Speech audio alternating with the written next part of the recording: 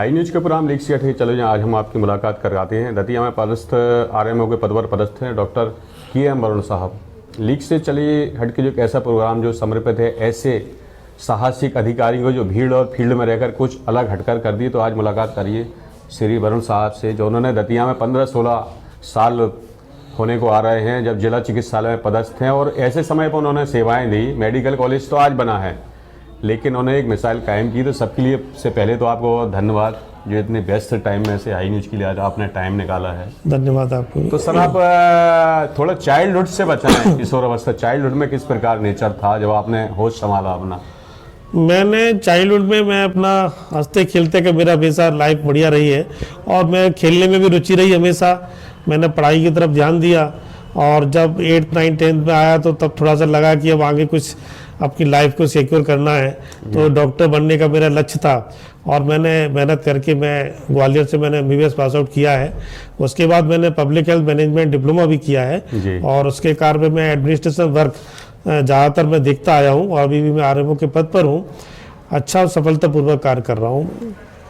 नहीं sir, job तो बहुत से थे, आपने इसको क्योंकि ये एक डायरेक्ट जनता से जुड़ा जॉब है। ये मेरा एक इंटरेस्ट था कि मेरा एक ये सोचना था कि मैं जनता को कुछ लाभ दे सकूं, कुछ उनको प्रिवेंशन के बारे में बता सकूं। बीमारियां तो हो जाती है, उसका इलाज तो होता ही है, मगर मेरा सोचना हमेशा रहता है कि बीमारी से बचें अपन। बीमारी हो ही नहीं पाए उससे पहले अपन प्रिवेंट हो जाए इस चीज से। ये मेरा सर जॉब तो बहुत से थे, तो आपको प्रेरणा कहाँ से मिली? क्या फैमिली में और भी हैं डॉक्टर? फैमिली में तो मेरे डॉक्टर और नहीं है, मगर मेरे गुरुजन जो हमें पढ़ाते थे मुझे, उनसे मुझे प्रेरणा मिली कि किसी की सेवा करनी है, आपको कुछ अच्छा करना है लाइफ में तो डॉक्टर बन के आप कर सकते हैं ऐसा। तो मैंने अपने गुरु से प्रेरणा ली। मेरे मदर फादर ने भी मुझे बताया कि भाई आप डॉक्टर बनिए। थोड़ा सा मुझे मेरी हॉबी थी, थोड़ा मैं टीवी पे देखता था या पढ़ता था तो उनको लगता था कि ये डॉक्टर बन के कुछ अच्छा कर सकता है, तो उन्होंने मुझे प्रेरणा दी और मुझे सहयोग भी किया। उनके माँ बाप के सहयोग से मैं आज डॉक्टर बन के अपना कार्य कर रहा हूँ। ये अचीवमेंट आपने जब प्राप्त किया जी, तो इसमें आपको कितना स्ट्रगल करना पड़ा? क्योंकि आज का जो युवा है जरा कुछ भी करना नहीं चाहता, शॉर्टकट रास्ता अपनाकर। ये बात तो सही है, स्ट्रगल तो बहुत रहता है, शॉर्टकट रास्ते से नहीं चलता। क्योंकि जब तक अपन डीप में इसकी स्टडी नहीं करेंगे, लोग इसको नहीं जानेंगे, जब तक आप नहीं बता सकते। जी, पब्लिक से रूबरू होना एक बहुत बड़ी बात होती है। उसको सेटिस्फाई करना, किसी बीमारी के बारे में बताना, ये इतना आसान नहीं है जब तक आप उसको डीपली किसी को नहीं समझेंगे आप।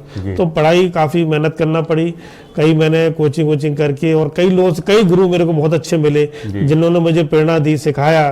कई किताबों इंटरनेट के माध्यम से पढ़ के मैंने इसको पास आउट किया है और मैं चाहता हूँ कि मैं जितने जनता के लोग हैं जितना लाभ दे सकूं, उन लोगों को बता सकूं, ये मेरा हमेशा हॉबी रहती है और मैं करता रहता हूं। सर मेरा जहां तक हाई न्यूज का ऐसा सोचना है, कभी कोई डॉक्टर किसी अपने पेशेंट का बुरा नहीं चाहता है। क्यों कई प्रकार ब्लेम लगाए जाते हैं, मेरे को नहीं लगता कोई भी नहीं चाहेगा कि पेशेंट का कभी बुरा नहीं हो। ये कोई कोशिश करता है कि स्वास्थ्य तो ठीक हो, क्योंकि उसका भी नाम होगा, पेशेंट को भी। बिल्कुल सच बात है। मैं इमरजेंसी ड्यूटी पे भी अभी मैं करता था या हॉस्पिटल में जो मरीज भी देखता हूँ, कभी भी हम लोग ये नहीं चाहते कि हमारे हाथ से किसी का भी गलत हो जाए। हम तो हमेशा चाहेंगे हमारा पेशेंट ठीक होके जाएगा तो 10 लोग हमारे पास आएंगे। जब वो ठीक होके जाएगा 10 लोगों को बताएगा, परिवार में बताएगा कि वो डॉक्टर साहब बहुत अच्छे हैं, उन्होंने अच्छा ट्रीटमेंट दिया, तो हमें तो 10 पेशेंट और आएंगे हमारे पास। और कितना भी कोई ऐसी बात हो, हम कहते किसी से कोई गलत बात भी हो जाए तब भी हम कोई भी डॉक्टर हमेशा उसको चाहेगा कि अच्छा हो जाए। वो कहेगा कि पहले मुझसे गलती हो गई, नहीं डॉक्टर साहब तो बहुत अच्छे हैं। और ऐसे उदाहरण मिले हैं, कई लोग हमारे पास आए, हमने उनको कोशिश किया, बिल्कुल अच्छे हो गए वो। बाद में उनको ऐसा गलत फहमी हुई, बोला सर ऐसा हमें लगता था कि लोग ऐसा कहते हैं, वो नहीं है, डॉक्टर तो वास्तव में बहुत अच्छा इलाज किया और आपने ठीक किया उसको। नहीं, साक्षात भगवान का रूप माना जाता है आज डॉक्टर्स को इस धरती पर, तो यही है सर। जी सर। क्योंकि कोरोना काल रहा, इतना कुछ रहा, लेकिन देखिए आप जहाँ दतिया एक ऐसी जगह बनी, एक मिसाल कायम की आपने कि कोरोना के पेशेंट भी आपके दतिया में दूसरी जगह से रेफर होके आ रहे थे जी। और आपने काफी ट्रीटमेंट कहानी जो रेसो प्रदेश या देश में था वो दतिया का नहीं रहा। बिल्कुल सही बात है। पीताम्बरा माई की कृपा से हम लोगों को शक्ति मिली और कोरोना समय में हमने रात दिन मेहनत करी हम लोगों ने। और बॉर्डर पे भी जहाँ पे जो पेशेंट बाहर से आ रहे थे हॉस्पिटल में देखे, कई लोगों को उनके संपर्क में रहे, मगर हम लोग सतत प्रयास करते रहे। अगर हम ही लोग उसमें नहीं करते तो बहुत मुश्किल था। हम लोगों ने इसमें हिम्मत नहीं आ रही, हमको प्रेरणा मिलती रही भगवान की कृपा से शक्ति मिलती रही और उस शक्ति से हम लोगों ने काम किया। सारे कोरोना को पेशेंट को हमने जितना बेनिफिट दे सकते हैं और जगहों की अपेक्षा ऑक्सीजन की कमी नहीं होने दी, दवाइयों की कमी होने नहीं दी और हमने उसको बेहतर इलाज करके काफ़ी लोगों को हमने ठीक किया। आज तो सर कोरोना चला गया और काफ़ी सक्षम हो गए, ऑक्सीजन प्लांट वगैरह ले लें, काफ़ी कुछ सक्षम, यानी बहुत कुछ बदलाव हुआ है। इसमें कहाँ तक योगदान रहा है आपका, आज दतिया में इतनी सारी सुविधाएं प्राप्त है? बिल्कुल सही बात है। एक समय ये होता था कि ऑक्सीजन की कमी हो जाती थी, मगर अब देखिए ऑक्सीजन प्लांट हमारे हॉस्पिटल में 2-2 ऑक्सीजन प्लांट खुल गए, मेडिकल कॉलेज आ गया, सारी मशीनरी हो गई है, अल्ट्रासाउंड, सीटी स्कैन, एमआरआई सभी लोग हमारे यहाँ चालू है इस समय। 108 की नियमित सुविधाएं चालू हैं, तो इससे डॉक्टर्स की हमारी संख्या बढ़ गई मेडिकल कॉलेज से आने से। तो बहुत पहले से हम लोग बेटर ट्रीटमेंट, जो छोटे छोटे टेस्ट के लिए हमें बाहर भेजना पड़ता था, आज हम यही ट्रीटमेंट करके पेशेंट को ठीक कर रहे हैं। सर किस्मत और कर्म में से किस पे ज़्यादा बिलीव है आपका? किस्मत और कर्म दोनों ही है। जब कर्म करेंगे तभी किस्मत साथ देगी। अगर अपन दोनों का एक साथ चलती है, एक ऐसा नहीं कर सकते कि किस्मत ही सब कुछ कर देगी। कर्म करेंगे तो किस्मत भी हमेशा सपोर्ट है, 50-50 का दोनों सपोर्ट है और दोनों के साथ से ही व्यक्ति आगे बढ़ता है, उसको प्रेरणा मिलती है और वो कार्य करता है। सर कोई लाइफ का ऐसा मोमेंट बताएं जब आपको लग रहा है चारों तरफ परेशानियों ने आपको घेर लिया हो और कोई रास्ता ना दिख रहा हो, तो कैसे फेस किया आपने? क्योंकि आज का हमारा युवा बहुत होपलेस हो जाता है जरा सी भी प्रॉब्लम आने पर। जी बात सही है। ये कोरोना काल की बात बताता हूँ कि मैं उस समय डीएचओ प्लस बीएमओ दोनों चार्ज थे मेरे पास और शहरी नोडल ऑफिसर भी था। तो जो हमारे यहाँ डेली पॉजिटिव की संख्या बढ़ रही थी, 150 पॉजिटिव हो रहे हैं, 200 पॉजिटिव हो गए, मैक्सिमम 250 पॉजिटिव भी आए थे। तो मैं मीटिंग में बैठा था एक बार, तो काफ़ी सभी मेरे अधिकारी लोग अपलेस थे कि कैसे इसको कंट्रोल किया जाए। मगर धैर्य बना के मेरे पास, मैं नोडल ऑफिसर था शहरी क्षेत्र का, तो जो भी पॉजिटिव आते थे शहरी क्षेत्र में मेरे पास तुरंत फोन आते थे, बोले सर अब क्या करें। तो मैं हमेशा उनको सलाह देता था कि बिल्कुल चिंता नहीं करना है, घबराने की जरूरत नहीं है, घर पर रहें, घर पे जो भी अपने पास खाने की चीज़ है उसको खाएं, स्वस्थ भोजन लें और दवाइयाँ लें, बिल्कुल आप ठीक हो जाएंगे। ऐसे मैंने कई लोगों को धैर्य बनाया और वो लोग ठीक हुए। चाहे रात को मेरे पास फ़ोन आए, चाहे दिन में फ़ोन आए, मैंने कभी उनको मना नहीं किया। कई बार तो मैं कंटेनमेंट एरिया में जाके मैंने मरीजों को देखे, उनको प्रोत्साहित किया, उनका धैर्य बढ़ाया और वास्तव में बिल्कुल ठीक हुए। मुझे बड़ा अच्छा लगा कि मेरी मेहनत सफल हुई उसमें। बहुत अच्छा सर, थैंक यू।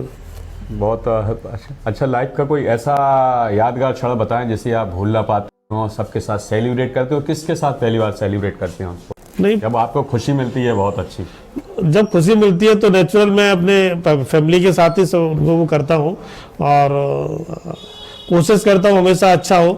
एक क्षणिक भर की बात बताता हूँ कि मैं एक ओपीडी में बैठा था, तो एक गांव से एक पेशेंट आया, तो उसके पास है ना कुछ भी नहीं था। बोले कि डॉक्टर साहब उसको शायद किसी ने डॉग बाइट कुत्ते ने काट लिया था। तो मैंने उसको तुरंत हमारे यहाँ इंजेक्शन आके उसको लगवाए। तो बेचारा वो कुछ खा पी के नहीं आया था वो। तो मेरा एक हॉबी रहती है कि नहीं, खाली पेट इसको इंजेक्शन नहीं लगवाना चाहिए इसको। मैंने तुरंत वार्ड बॉय को बुलाया, मैंने उसको कुछ पैसे दिए, मैंने कि इनको जाके पहले बिस्कुट्स वगैरह केले वगैरह खिलाएं इनको, उसके बाद ही इंजेक्शन लगवाएं। तो इस टाइप से मैंने कई लोगों के साथ दिया है और मैं ये मेरी मन की इच्छा होती है, मन की इच्छा होती है कि मेरे पास जो भी आ जाता है, मैं जितना मेरे पास मतलब बनता है मैं उतना करता हूँ और मैं चाहता हूँ कि भगवान और माई की कृपा से इतनी शक्ति रहे कि मैं लोगों की सेवा निरंतर करता रहूँ। जहाँ तक सर मेरा मानना है कि आप इतने अच्छे काम कर रहे हैं, आपने अगर सामने आए पेशेंट को 100% सही कर दिया है तो आपको किसी पूजा पाठ करने की जरूरत नहीं है। आपने एक यज्ञ के समान काम किया है, क्योंकि सामने जो खड़ा है वो भी कहीं ना कहीं हजारों नहीं लाखों दुआएं देगा और आपने उसको साक्षात जीवन दिया है। बिल्कुल सही है, कार्य ही पूजा है। कार्य अपन समय से कर रहे हैं, मन लगा के कर रहे हैं, पेशेंट के प्रति बिल्कुल समर्पित हैं, निश्चित रूप से ठीक होगा और वही कार्य पूजा मानी जाती है। सर कोई ऐसा काम बताएं आपका जिससे लोग आज भी याद करते हैं, किसी भी हॉस्पिटल का बोलते हो डॉक्टर वरुण साहब थे ऐसा करके चले गए, मिसाल देते हैं आपकी एग्जाम्पल के तौर पर? मैं पहले डीएचओ के पद पे भी रहा हूँ, बीएमओ भी रहा हूँ। अभी हमने करीब 2 महीने से पहले आईएमए मैंने ज्वाइन किया है। आईएमए का वर्तमान में मैं सेक्रेटरी भी हूँ और उस पर निरंतर हम लोग कार्य कर रहे हैं। आईएमए के पद पर रह के अभी मैंने जो सेवड़ा चुंगी है वहाँ झरकाबाग गाँव को हम लोगों ने गोद लिया है, हमारी पूरी टीम ने। और उस झरकाबाग में हम लोग ने ये प्रयास कर रहे हैं कि वहाँ के जो भी निवासी हैं उनको हम लोग स्वास्थ्य सेवाएं दे सकें, और उसके लिए हम लोगों ने चालू भी किया है। हमने पल्स पोलियो जाके, हमारी पूरी आईएमए टीम ने पल्स पोलियो में बच्चों को ढूंढ कर हमने दवा पिलवाई। उसके बाद हमने अभी एक डायबिटीज़ कैंप भी लगाया, जिसमें स्कूल के जितने भी टीचर्स थे, वहाँ के जो मतलब कर्मचारी थे, उनका सबसे डायबिटीज टेस्ट करवा के उनको बताया कि इसको कैसे कंट्रोल कर सकते हैं और प्रिवेंशन इसको कैसे करना, ये हमने पूरी सूचना दी। और आगे भी मैं चाहता हूँ कि ये इस पद पर रहते हुए मैं लोगों की सेवाएं करता रहूं, और जो मैंने गांव लिया है, जिसके लिए मैंने प्रण किया है, उसमें पूर्णतः सेवा दूं। कर्मचारियों के साथ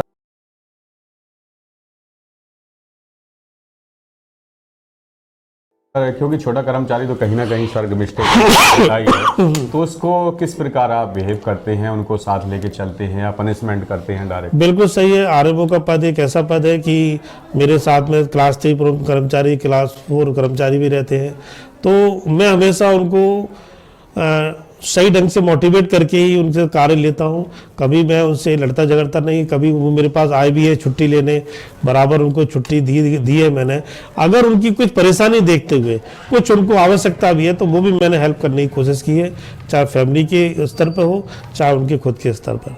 और मैं तो यहाँ रहते हुए काम कर रहा हूँ, मेरे सारे कर्मचारी हमेशा मेरे से खुश रहते हैं। जब भी कोई उनको प्रॉब्लम आती है मैं उनके लिए सतत उनके लिए प्रयास कार्य के लिए खड़ा रहता हूँ।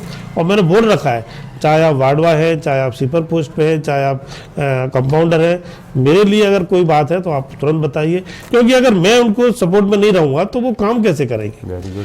जब मान लो वो मेरे साथ रहेंगे तो मैं तुरंत बोलता हूँ, मैं तो आज ड्राइवर हूँ हमारा, चाहे वार्डवा हो, बोला ये ऐसा करना, बिल्कुल सर मैं तो रात दिन आपके लिए खड़ा हूँ, बिल्कुल बोलते हैं वो, और निश्चित रूप से काम करते हैं।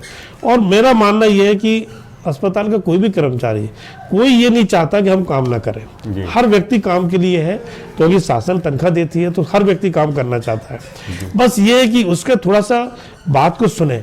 प्रॉब्लम हाँ सभी को होती है, हो सकता है उसके घर में प्रॉब्लम हो, उसको खुद को प्रॉब्लम हो, उसकी बात को सुने, उसका निराकरण करें। मैं बता रहा हूँ निश्चित रूप से कोई भी कर्मचारी कभी काम के लिए मना नहीं करता। अच्छा आज सर, आज के समय में बिना किसी दबाव के क्या ईमानदारी से काम किया जा सकता है? क्योंकि प्रेशर बहुत रहते हैं। ये बात सही है, मगर ऐसा नहीं है। सभी लोग जानते हैं काम अपने दायरे में है, और जो नियम अनुसार ही काम कर सकते हैं, नियम के बाहर तो काम करना मुश्किल होता है। और ऐसा ही होता है, ऐसा नहीं है। सभी लोग समझ जाते हैं कि भाई डॉक्टर साहब की कैपेसिटी ये है और ये नियम है, नियम के अनुसार ही काम करेंगे, और वही करते हैं। सर आप तो स्मार्ट हैं कॉलेज लाइफ से, तो आपका गृह प्रवेश कैसे हुआ? ये लव मैरिज हुई या नहीं? मेरी तो अरेंज शादी हुई है। आगरे से, मैं आगरे मेरी ससुराल है, और हम लोग, मेरा एक बेटा एक बेटी है। बेटी मेरी अभी इंजीनियरिंग की तैयारी कर रही है, और बेटा मेरा 8th में हॉली क्रॉस में पढ़ रहा है। वाइफ मेरी कुक में बहुत ज़्यादा उनका इंटरेस्ट है, कुकिंग का, और वो डेली अच्छे अच्छे व्यंजन बना के, उनका यूट्यूब पे चैनल भी है, हाँ, मिसेस वरुण के नाम से, मिसेस वरुण किचन। अगर आप कभी खोल के देखेंगे तो उसमें नई नई डिश उसमें पड़ी हुई हैं, और उनको काफ़ी अच्छी हॉबी है, शुरू से ही रहा है। मैं भी उनको सपोर्ट करता हूँ, और मुझे ऐसा लगता है कि बहुत जल्दी उनकी जो एम है, उनका उद्देश्य है, उनका पूरा होने वाला है। करीब 750 सब्सक्राइबर उनके हो चुके हैं, और 1000 का टारगेट है, तो मैं समझता हूँ बहुत जल्दी हो जाएगा। उसके बाद उनको और ऊपर जाने का चांस मिलेगा, अच्छा और काम करने का। तो हॉबी है उनकी, तो मुझे भी अच्छा लगता है, और नई नई चीज़ें बनती है तो खाने को भी मिलता है। दूसरा तो सर इसी का यही राज तो नहीं है, आप इतने मीठे हैं। बिल्कुल। मैं देखिए मैं बताऊँ, सबसे पहला तो शुरू से रहता है, एक तो मॉर्निंग वॉक मेरा कंटिन्यू रहता है। मैं तो लोगों को ये सलाह दूंगा कि सारे काम छोड़ के आज के समय में मॉर्निंग वॉक 4-5 किलोमीटर का बहुत आवश्यक है। जी। अगर आप मॉर्निंग वॉक करेंगे तो आपका स्वस्थ रहेंगे, आप स्वस्थ रहेंगे। आप जितना भी हेल्दी फूड लेंगे, आप जितना फ्रूट्स है, जितना सलाद है, जितना सेवन करेंगे इसका, आप देखिए आपको बिल्कुल स्वस्थ रहेंगे। माई की कृपा से मैं आज ना तो मेरे को डायबिटीज ना ब्लड प्रेशर है, पूरी तरह स्वस्थ हूँ। मैं दूसरों से भी कहना चाहता हूँ कि बिल्कुल आप निरंतर एक्सरसाइज करिए, आप व्यायाम करिए, हेल्दी फूड खाइए, निश्चित आप लोग हमेशा स्वस्थ रहेंगे। अच्छा सर, आपके सामाजिक सरोकार में बराबर भाग लेते हैं, तो कुछ कोई ऐसा भी चला रहे हैं, छात्र खास करके छात्राओं को मुद्दा ज़्यादा है, उनको किस प्रकार जागृत कर रहे हैं आप? छात्राओं को जागृत ये है कि उनको आजकल की जो टीवी पर देख के या इंटरनेट के माध्यम से ना भयभीत हो, वो ना उसको ज़्यादा दें, केवल अपना एक उद्देश्य बनाए पढ़ाई का, अपने खाने पीने का ध्यान दें, बड़ों की बात माने, माँ बाप के उनके पालन करें उनकी बातों का, और घर में रहे। ज़्यादा आजकल घूमने फिरने से आप लोग देख रहे हैं आज दिन जो घटनाएं हो रही हैं उनसे बचें, और व्यक्ति अपने टारगेट बना के चले कि मुझे लाइफ में ये करना है, पढ़ाई करनी है, पढ़ाई करना है, पढ़ाई के बाद क्या बनना है, डॉक्टर बनना है, इंजीनियर बनना है, तो निश्चित रूप से। और मैंने तो देखा है कि अगर माँ बाप के उनके मार्गदर्शन में जो भी बच्चे रहते हैं उनकी बात मानते हैं तो निश्चित रूप से उनको लाभ मिलता है, और वो बच्चा हमेशा आगे जाके सफलता हासिल करता है। अच्छा, कौन सी मूवी पसंद है आपको, ओल्ड की न्यू? मैं तो ओल्ड मूवी ज़्यादा पसंद है, अब तो न्यू में नहीं देखते, हम लोगों को टाइम भी नहीं मिलता है इतना। और शोले पिक्चर है ना, प्यार किया, मतलब ये प्यार किया तो डरना क्या, इस टाइप की पिक्चर है ना, मैंने प्यार किया, ये हम लोगों ने देखी है, और वास्तव में पारिवारिक पिक्चर है ये और इनसे प्रेरणा ही मिलती है। मैं तो 2-3 सीरियल भी डेली देखता हूँ उसमें टीवी पर, और सास बहू वाले भी देखता हूँ, एक अनुपमा आता है वो भी देखता हूँ। इस सीरियल से देखने को मुझे ये लगता है कि वास्तव में सीरियल में जो वास्तविक हकीकत बताई जा रही है उसको समझना चाहिए हर व्यक्ति को, हर बच्चों को, कि वास्तव में ऐसा करने से हमारा क्या नुकसान हो सकता है। तो अगर इस बात को समझेंगे तो व्यक्ति उस नुकसान करने से बचेगा। क्योंकि मैं हाल में ही बताऊं, मैं अभी एक अनुपमा एक सीरियल देख रहा था, तो उसमें मैंने देखा कि बेटी अपने माँ बाप के विरुद्ध शादी कर लेती है दूसरे से, तो बाद में उसको नुकसान ही होता है उसको। तो इस टाइप से बताने से ये प्रेरणा मिलती है कि कोई भी बेटी कोई भी बेटा इस तरह की ना करे, माँ बाप के मार्गदर्शन से ही शादी करे, रहे तो उसको हमेशा जीवन में लाभ मिलेगा।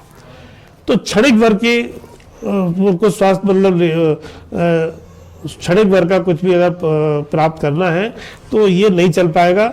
लॉन्ग लाइफ जीना है, आपको स्वस्थ रहना है, तो माँ बाप के मार्गदर्शन से ही आपको चलना अच्छा सर, इन फिल्मों से आपको आपकी पसंदीदा हीरोइन कौन थी वर्ल्ड में से?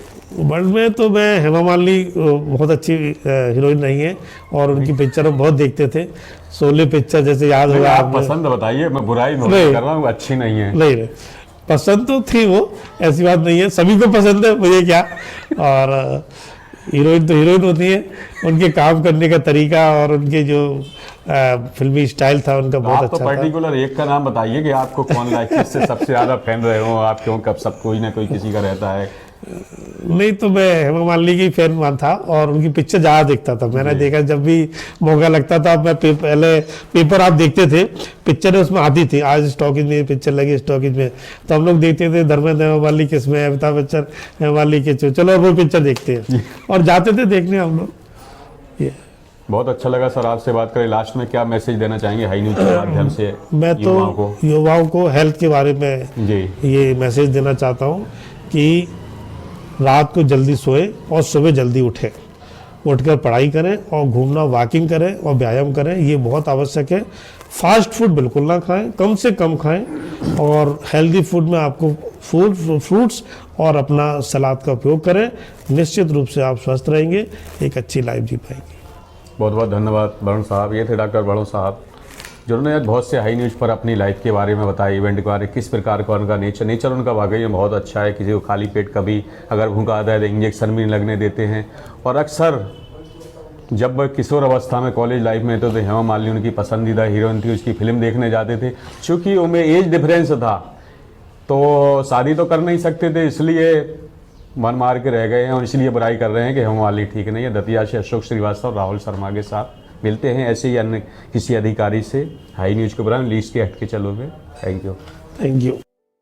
जब झोंक लगा सुगंध उड़ी, मुंह में पानी और भूख बढ़ी, बढ़ाए हर व्यंजन का स्वाद मिला है इसमें माँ का प्यार। गोविंद मसाले जो खाने में डाले हैं, आपस में अपनों का प्यार बढ़ा दे रे। गोविंद मसाले, मसाले जो रिश्ते बनाए।